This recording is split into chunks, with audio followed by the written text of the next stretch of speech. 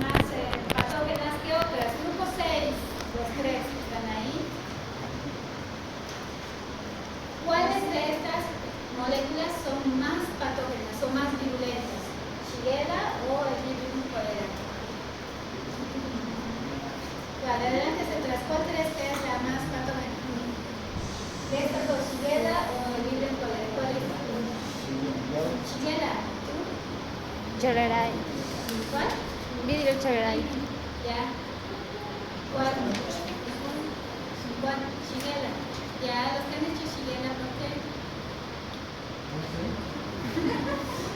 ¿Por qué? ¿Dijeron al azar? ¿Al azar fue? ¿Por qué dijiste Shigella?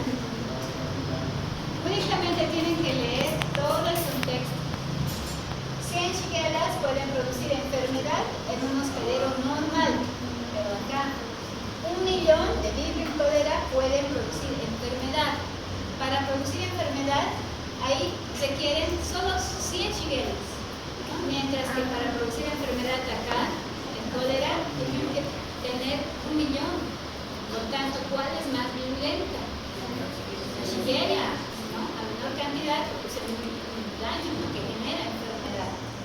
Entonces, la virulencia está relacionada a la capacidad de adherirse a la piel, mucosas, penetrarse, multiplicarse y oponer a los mecanismos de defensa, ¿no? Hay algunas que se oponen de mejor manera que otras, ¿no? Entonces, generan más resistencia y más patogenicidad. Las bacterias,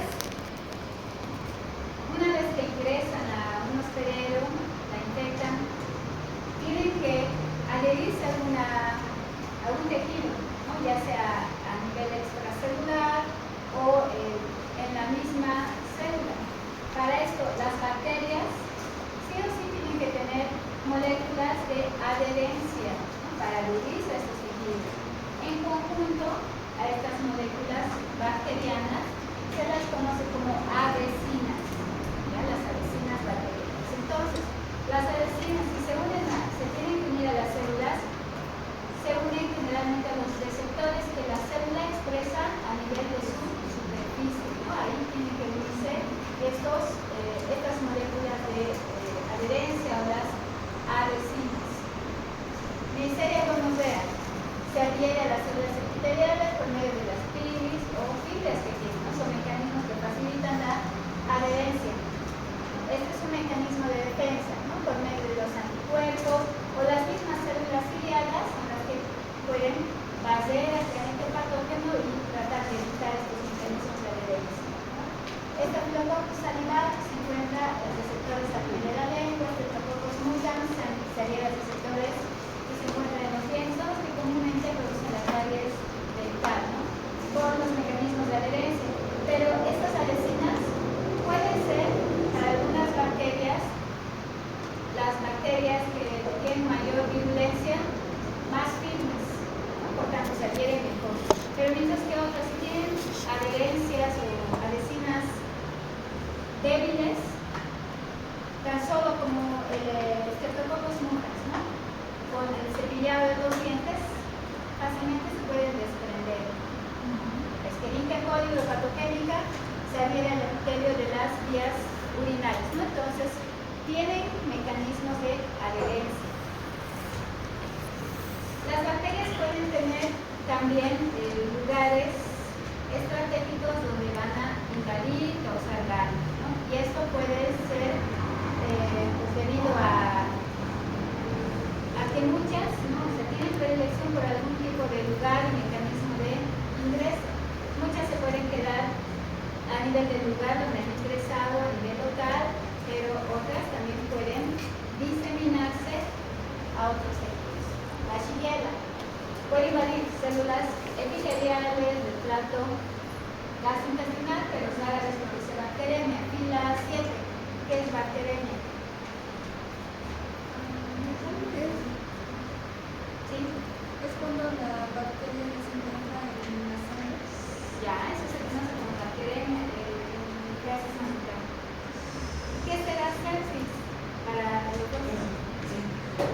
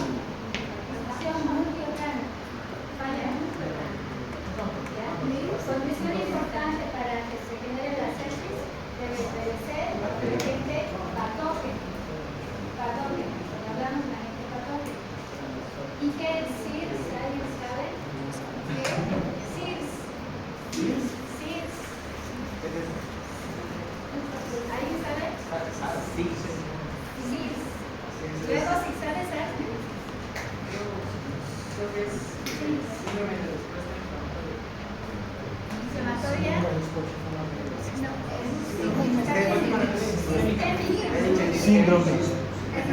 Síndrome de respuesta inflamatoria sistémica. Ahí la inflamación no es solamente dependiente del ingreso de algún agente patógeno, sino puede haber otro proceso inflamatorio generalizado. Por ejemplo, se ocurre algún politraumatismo.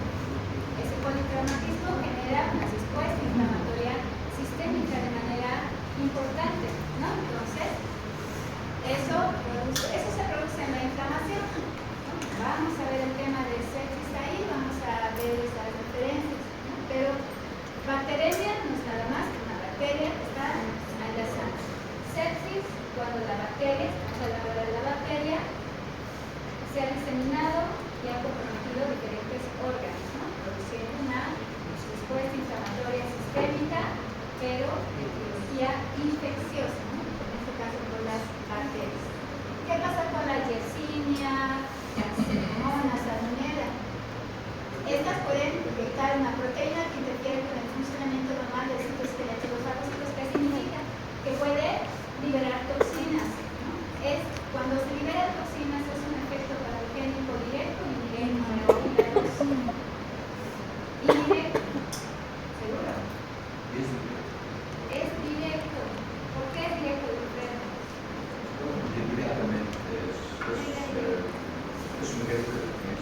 Es un mecanismo propio de las bacterias para dañar los tejidos. Es un mecanismo patogénico directo.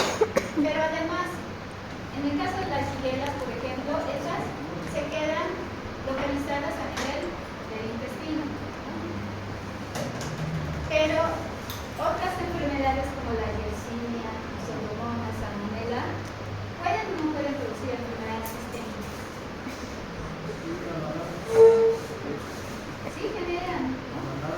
Sí generan procesos de enfermedades sistémicas. Capacidad de multiplicarse en los tejidos. Las bacterias, posterior a la adherencia, se multiplican, producen la enfermedad por la producción de toxinas, como por ejemplo, ¿no? La Bordetella pertussis, Clostridium difficile, otros gérmenes que entran en las células epiteliales, proliferan, inducen inflamación, lisis, formación de úlceras, como las shigella, algunos proliferan en tejidos macrófagos, como la brucela y la salmonelosis. Las bacterias intracelulares generalmente son bacterias que tienen como célula blanco a células fagocíticas. Entonces, pueden infectar a los macrófagos, a los neutrófilos o a las células dendríticas, ¿no? Y las usan para replicarse. Por tanto, ¿qué tienen que tener estas bacterias intracelulares para evadir la respuesta inmunitaria? Si prefieren células fagocíticas. Y la tres,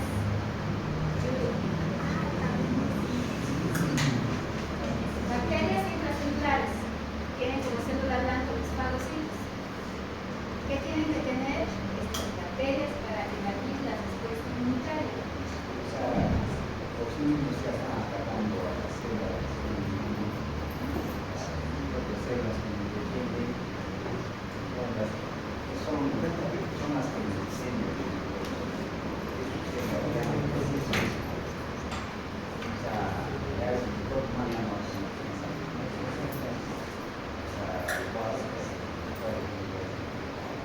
Ya, entonces un mecanismo de evasión será la destrucción del sistema inmune, en este caso de las células infectadas, ¿no? Podrían destruir a los macrófagos o a los fagocitos.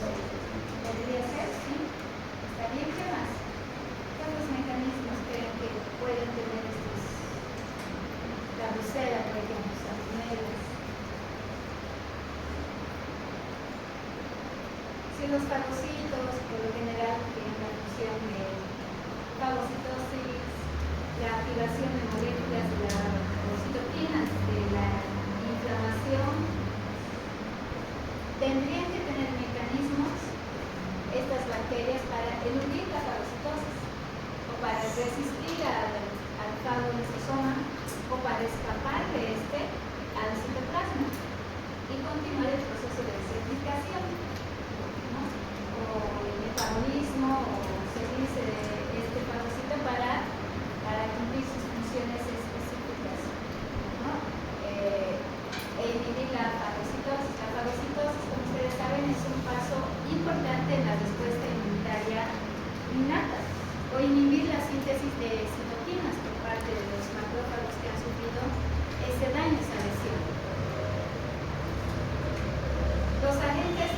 materias también pueden ser capaces de formar las biopelículas. Algunas bacterias implementan la actividad patogénica al agruparse sobre un sustrato como la fibronectina o un polímero sintético como el empleado en la construcción de los catéteres, prótesis, marcapasos. Al formar una biopelícula se hacen más resistentes a los antibióticos y esto lamentablemente hace que los antibióticos que usualmente damos para estas infecciones no logren controlar la infección, ¿no? Se cause un problema mayor, incluso gracias a este tipo de infecciones, la diseminación a otros tejidos, la sepsis, porque no se da medicamentos apropiados en el momento adecuado, se forman las biopelículas y es otro mecanismo importante de resistencia. Por tanto, se generan las infecciones crónicas asociadas a polímeros.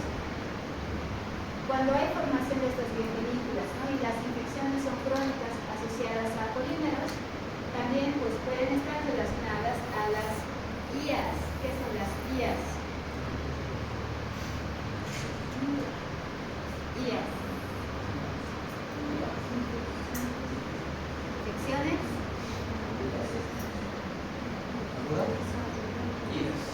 IAS. IAS. IAAS. Infecciones agudas asociadas. Infecciones asociadas. Es el hospital, pero no sé cómo ¿El es. hospital? No son las del hospital. Intrahospitalario.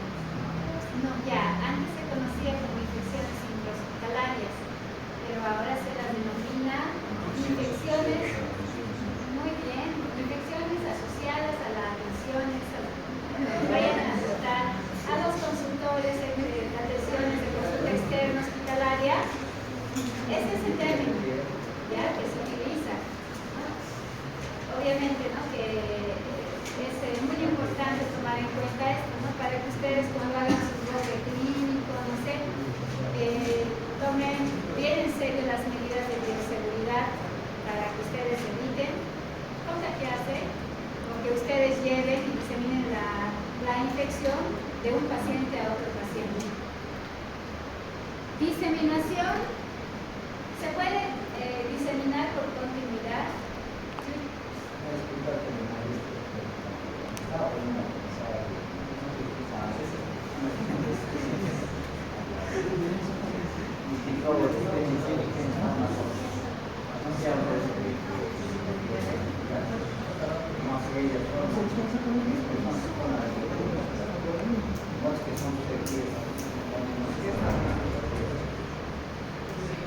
Ya, hay medicamentos para tratar, por ejemplo, la tuberculosis, ¿no?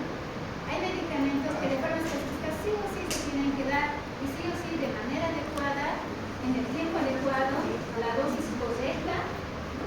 Para que las personas no desarrollen o las bacterias no desarrollen resistencia a los fármacos, ¿no? Un mecanismo de evasión puede ser esta formación de las biopelículas, ¿no? Pero también intervienen otros factores.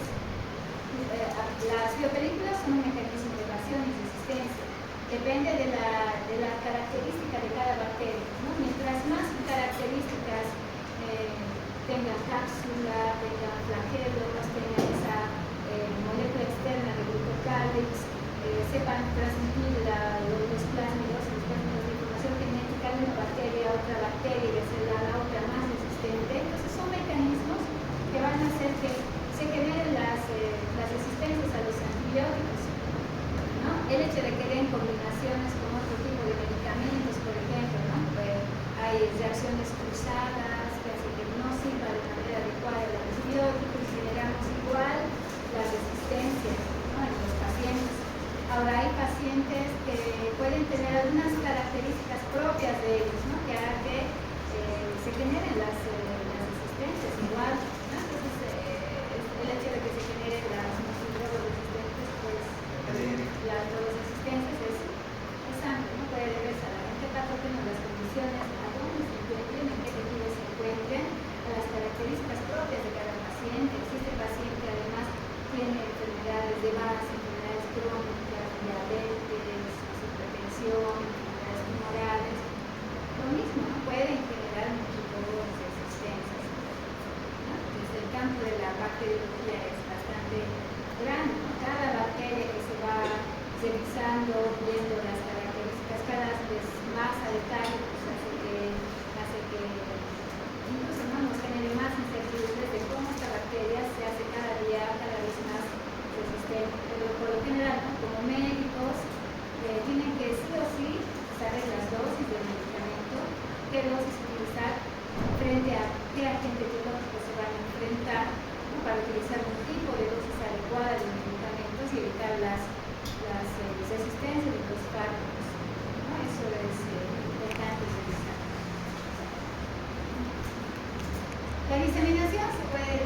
toxina por continuidad, es decir, ¿no? Por ejemplo, este ejemplo, ¿no? De gonococo al adherirse a los espermatozoides haciendo las trompas, eso es por continuidad, ¿no? Este es un mecanismo de protección, los cilios de las trompas se tienen el paso, o diseminación por vía sanguínea o por vía linfática, ¿no? A lugares muchísimo más alejados del organismo. La producción del daño, si les había dicho en general, ¿no? Que el daño que producen puede ser por efecto patogénico directo o indirecto. La producción del daño para la fila 4. Fila 4, aquí tenemos 3 ejemplos de mecanismos de daño. Vamos a empezar con la primera y la segunda. Producción de toxinas. Es un mecanismo directo o indirecto de daño. Mecanismo patogénico directo. Ya, el segundo, liberación de mediadores que son lipo o proteolíticos. Liberación de mediadores de las bacterias. ¿Sí? De las bacterias directas. El tercero, por antígenos que desencadenan mecanismos inmunes nocivos para los tejidos. ¿Directo por qué? Dice antígenos que desencadenan mecanismos inmunes nocivos para los tejidos.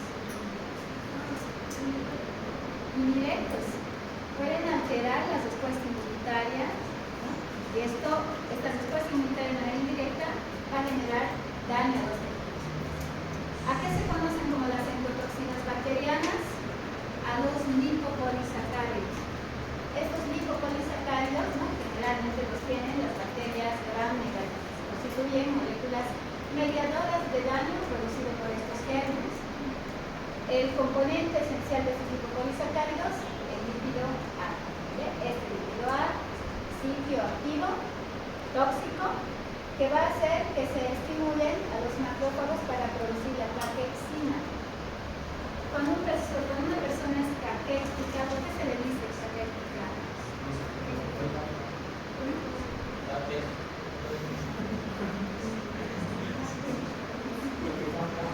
Está muy rata.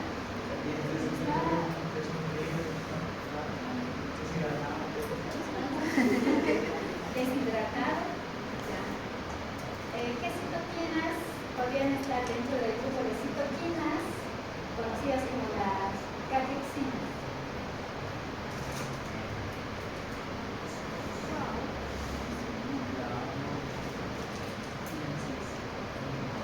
¿Cuáles son las citoquinas que son responsables de la producción de fiebre? La citocina 6, 12.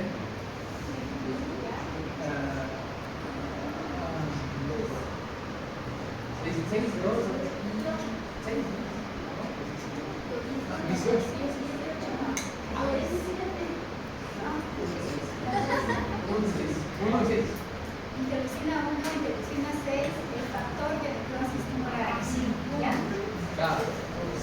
Estas también se las conocen dentro del grupo de las catexinas. Principalmente interleucina 1, factor de necrosis tumoral. ¿No? Entonces, estos lipopolisacáridos pueden estimular al macrófago a sintetizar gran cantidad de estas citoquinas, ¿no? Y producir este efecto en el paciente, hacer que la fiebre esté elevada, bastante elevada, ¿no? Y eso hace que esto puede generar la tormenta de citoquinas, puede producir un cuadro febril bastante importante y con esto mayor daño a nivel de los tejidos en el organismo, ¿no? Produciendo mediante la liberación de las moléculas un daño indirecto al organismo. La sepsis ya no se dice. Proceso infeccioso sistémico desencadenado por un mecanismo inflamatorio sistémico que acompaña de una respuesta procoagulante que ocasiona una disfunción de varios órganos con una tasa de mortalidad de 20 a 50%. Si las bacterias logran diseminarse, hay el riesgo de que se genere la sepsis y que esta sepsis cause una mortalidad del 20 al 50%. Por eso en esos casos sí o sí hay que actuar de manera rápida, oportuna, para dar el antibiótico, el antibacteriano correcto para lograr revertir este proceso, ¿no? La sepsis que va a desencadenar en la muerte del paciente, ¿no? En un daño, una falla multiorgánica. Generalmente cuando ocurre la sepsis, acá dice, ¿no? Se acompaña de una respuesta procoagulante, ¿no? Se genera una coagulación intravascular diseminada, que va a contribuir a que se complique el cuadro séptico. Tenemos en nuestro organismo, y en sus libros dice, ¿no? Solamente a nivel de la piel, las bacterias de la superficie pesan alrededor de 1 kilo, ¿no? A nivel de las mucosas, a nivel del resto del organismo podemos tener, ¿no? Otra buena cantidad de bacterias, pero afortunadamente estas bacterias son bacterias que nos van a ayudar como barrera biológica natural del organismo, ¿no? Si funcionan, si están ahí en el lugar que corresponde. ¿Qué pasa si por alguna razón, ¿no? A nivel de la piel hay alguna herida? Estas bacterias que pueden colonizar la piel de manera normal, sin causar daño, si pasan a otro tipo de ambiente, ¿no? a los tejidos, ingresan adentro, pueden convertirse en agentes patógenos, ¿no? Las personas que tienen inmunodeficiencia o inmunosupresión pueden generarse enfermedades oportunistas, ¿no? Si podemos, las cándidas están relacionadas, plasmosis, enfermedades micróticas, enfermedades bacterianas, ¿no? De biotecnología, pueden causarnos un daño mayor. ¿Qué hacen las bacterias? ¿Cómo contribuyen como barreras naturales? Tan solo el hecho de ocupar un espacio hace que las bacterias patógenas no puedan ingresar, no puedan pegarse o quedarse en la superficie de la piel y las mucosas. También estas bacterias pueden generar toxinas o agentes antimicrobianos, ¿no? Para ayudar a destruir las bacterias. A partir de ahora, de manera general, vamos a revisar de manera rápida la inmunidad innata y adaptativa.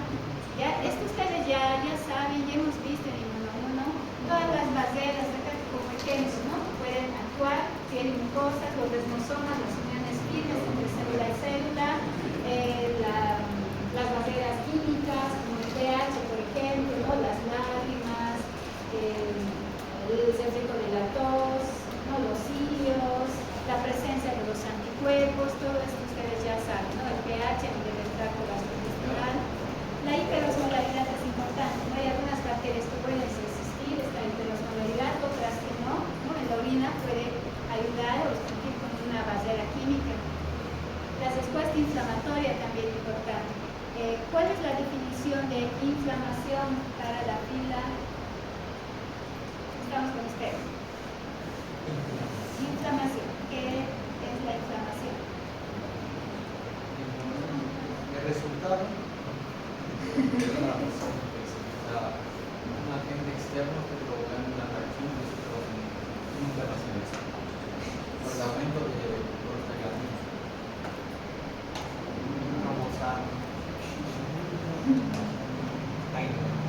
Ya, ahí se tienen las moléculas de la fase aguda de la inflamación, que pueden estar presintetizadas como la histamina, histidina y demás, o las que se sintetizan como las derivadas del ácido araquidónico que ha mencionado. Pero ¿qué es la inflamación en general? Solamente es eso, la liberación de mediadores de la inflamación. ¿Qué hace la inflamación? ¿Cuál es el objetivo de la respuesta inflamatoria? La respuesta del cuerpo es una lesión. Entonces, es como la aclamación del cuerpo para responder frente a un sistema. La inflamación trata de limitar el daño producido por el agente patógeno y evitar la diseminación, destruir al agente patógeno en el sitio de la infección. Para que se pueda decir. No, pero está bien. Actúan diferentes mediadores de la respuesta inflamatoria, ¿no? Puede incluir Después la fagocítica adecuada, ¿no? Para ayudar a destruir el agente patógeno, ¿no? Está controlada por los mecanismos de la inflamación, es decir, las citoquinas proinflamatorias que se pueden liberar. Se asegura el flujo necesario de las células y factores plasmáticos. ¿Qué significa? ¿No? Como ustedes saben, cuando hay alguna respuesta inflamatoria a nivel de esa región del daño, empiezan a dilatarse los capilares sanguíneos, empieza a haber mayor permeabilidad vascular, con la permeabilidad empiezan a actuar las plaquetas, los factores de la coagulación, ¿no? Todo el sistema de quininas, braquiquininas, para tratar de destruir más rápido al agente patógeno y evitar la diseminación del mismo, ¿no? ¿Qué pasa cuando la inflamación? Generalmente hay dos tipos de inflamación: inflamación aguda e inflamación crónica. En la inflamación aguda puede ser de inicio local. Si se logra controlar el agente patógeno, se resuelve el problema, empieza a presentar los mecanismos de separación tisular, la angiogénesis, ¿no? Hasta que todo vuelva a estar como antes, el equilibrio homeostático. Pero ¿qué pasa si en la respuesta inflamatoria no se logra controlar al agente patógeno? El agente patógeno sigue registrándose de manera continua en el organismo. En la respuesta inflamatoria crónica, para tratar de evitar la diseminación, si bien no se puede destruir al agente patógeno, ¿cómo creen que se limita la diseminación? En una respuesta inflamatoria crónica. La necrosis. La necrosis de la Sí. La necrosis, se sufre necrosis de los tejidos. Con inflamación cada vez esa lesión crece más grande. Pero como el organismo, como la respuesta inmunitaria trata de controlar el agente patógeno del sitio para evitar que se disemine, en este caso, una bacteria a otros Con inflamación. lugares. La va a provocar inflamación y la debilidad de la circulación. Ya. Para la fila 6, ¿qué son los granulomas? ¿Para qué sirven los granulomas? ¿Qué son los granulomas?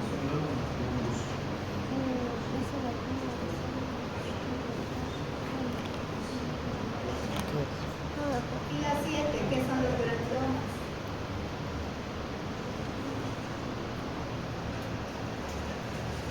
De manera fisiológica, ¿no? Teníamos órganos linfoides primarios, órganos linfoides secundarios. A los órganos linfoides terciarios que se forman en situaciones inflamatorias, crónicas, patológicas, se conocen como los granulomas, ¿ya?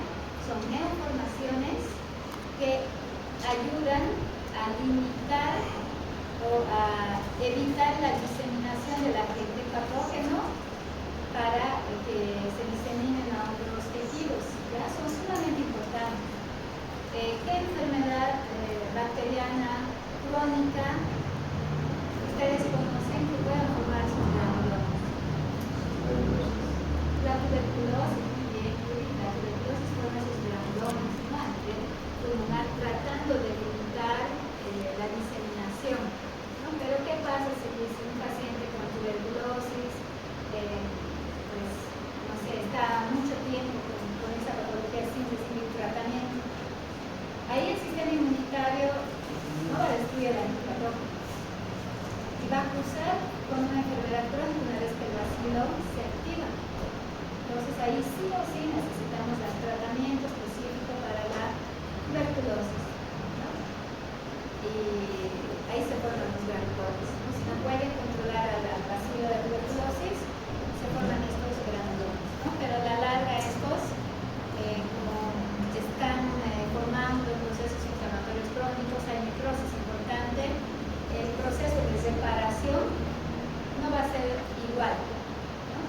Pueden estos tejidos formar lesiones cicatrizables que van a tener como consecuencia pues, que el pulmón no vuelva a funcionar como antes, ¿no? Se generan estas cavernas, ¿no? Se genera fibrosis a nivel pulmonar, ¿no? Y eso hace que tenga ya las secuelas de la tuberculosis. La fagocitosis ustedes ya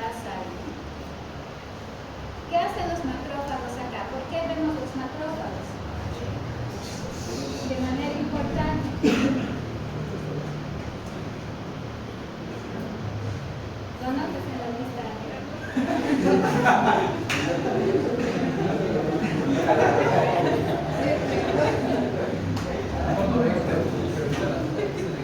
¿qué hacen los macrófagos? Es importante saber lo que hacen los macrófagos porque vamos a hablar de bacterias intracelulares, ¿no? Los macrófagos constituyen células o blancos para las bacterias intracelulares. Ayudan en la respuesta proinflamatoria. Otra vez, esto ya saben, solo tienen que repasar, ¿no?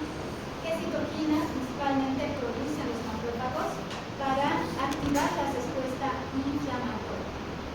Los macrófagos, al igual que las otras células fagocíticas, son células que van a sintetizar citoquinas proinflamatorias. Y al activar estas citoquinas, van a activar a las células inflamatorias, van a activar a las células asesinas naturales y a las células linfoides de la inmunidad innata, como las células INKT, los linfocitos T de tipo gamma delta, van a activar a los linfocitos ILC de tipo 2. ¿Alguien recuerda qué son los linfocitos ILC2? ¿Qué significa? ILC2. Son células linfoides de la inmunidad innata. Eso significa células linfoides innatas, ¿ya? De tipo 2. Y linfocitos B de tipo 1, linfocitos B de la zona marginal del vaso. Por si acaso les voy a preguntar, no sé, paso o como pregunta de examen. Sistema del complemento. Función general, amplifica la respuesta inmunitaria. Segunda, la fagocitosis. ¿Mediante qué componente puede activar la fagocitosis? ¿Cuál es el factor del sistema de complemento que mejora la fagocitosis o que facilita la fagocitosis? ¿Cuál es el factor que facilita la fagocitosis? Que actúa como factor opsonizante. C3. C3. D. Muy bien, C3B. Gracias a mi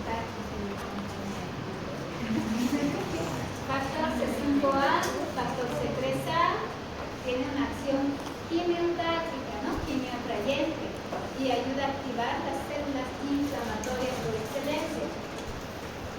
¿Cuál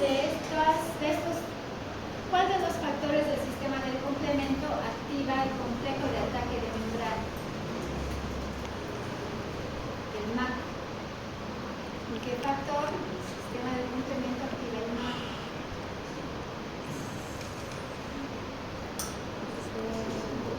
Muy bien, C5.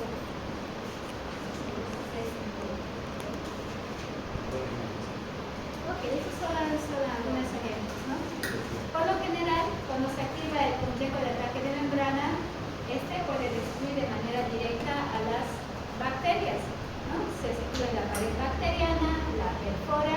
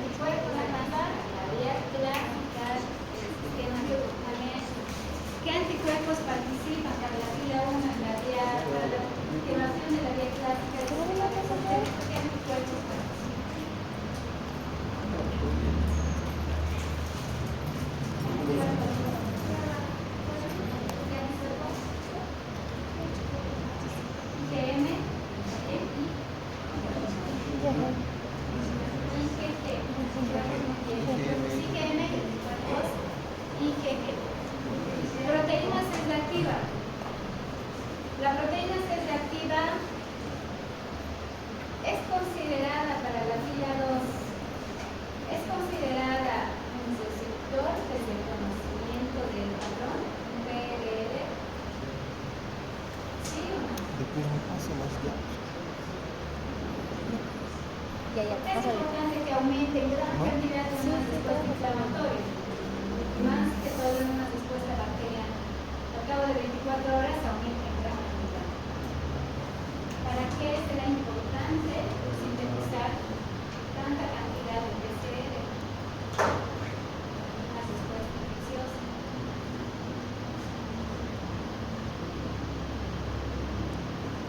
Y la tres son receptores de reconocimiento de patrones. Son receptores solubles de reconocimiento de patrones. El hígado las sintetiza y las libera, ¿no? Y una vez que las libera, estas proteínas, la proteína C reactiva, se pega a la superficie de las bacterias para facilitar la fagocitosis, ¿ya? Para tratar de facilitar el reconocimiento de las bacterias. Hay muchas bacterias que necesitan yeso, ¿no? Para su supervivencia, pero la lactofesina, ¿no? Que es sintetizada por diferentes células, principalmente fagocíticas, hace que escondan al yeso, ¿no? Para evitar que estos estén a disposición de las bacterias. La inmunidad tumoral. Fila 4. Ahí nos habla de respuestas primarias y respuestas secundarias. ¿A qué creen que se refiere con respuestas primarias? Fila 4. Respuestas primarias.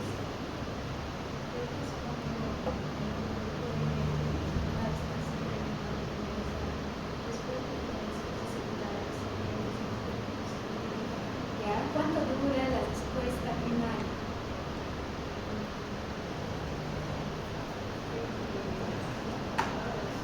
¿Horas?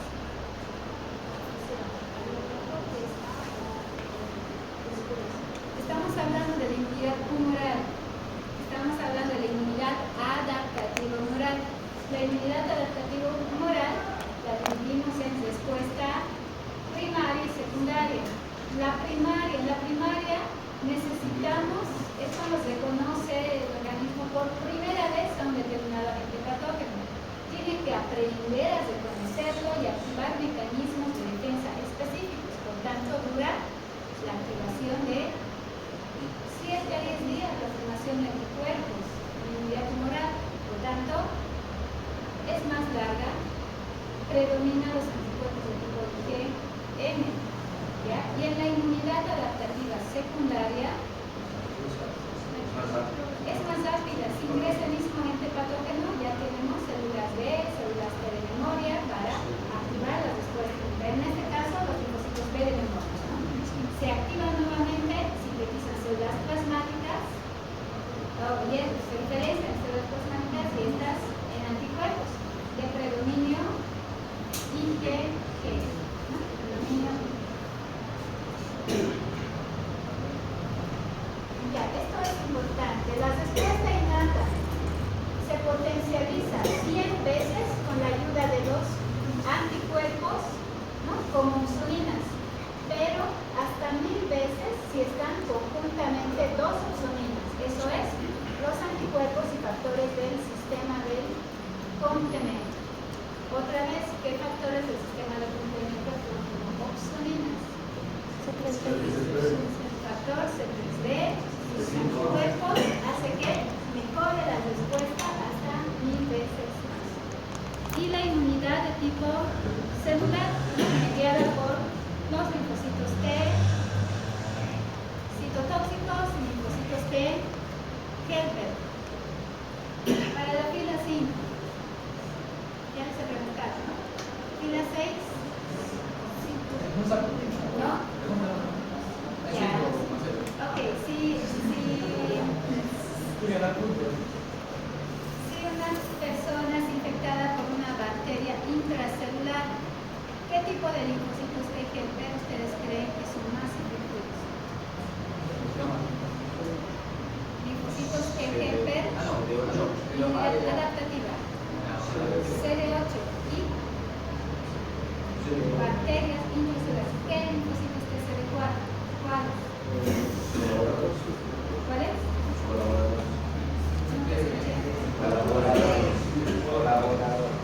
Claro, pero ¿qué tipo de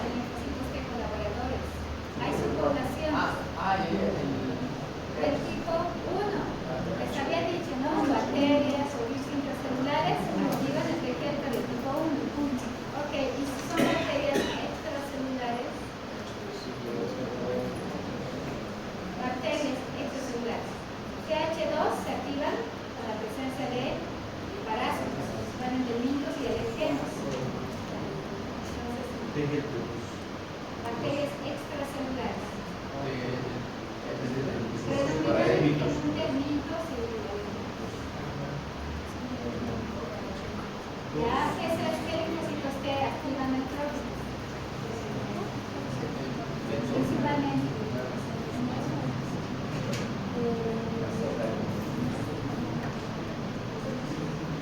A ver, los linfocitos ¿qué ejemplo? ¿Qué ejemplo es 17? Porque la interleucina 17 activa el próximo. Entonces, en una respuesta inmunitaria de tipo celular o frente a agentes extracelulares puede predominar la presencia de linfocitos T17 de manera importante. Estos son algunos mecanismos de evasión de la respuesta inmunitaria. Evitar ser